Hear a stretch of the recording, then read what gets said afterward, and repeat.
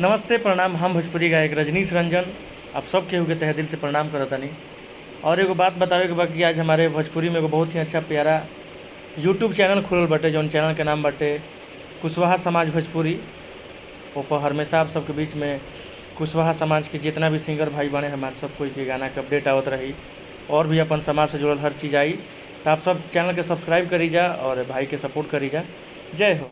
नमस्कार दोस्तों, मेरा नाम है एल के मौर्य। आप सभी देख रहे हैं Kushwaha news Bhojpuri YouTube channel में। दोस्तों आप सभी का स्वागत है। आप सभी के बीच में दोस्तों रजनीश रंजन भैया क्या बोले थे मेरे यूट्यूब चैनल के बारे में, जो कि आप सभी लोग स्टार्टिंग के छोटा सा क्लिप में देख लिए थे दोस्तों। तो आप सभी को इस वीडियो को देख कर कैसा लगा कमेंट करके ज़रूर बताइएगा, अपने भाई को सपोर्ट कीजिएगा।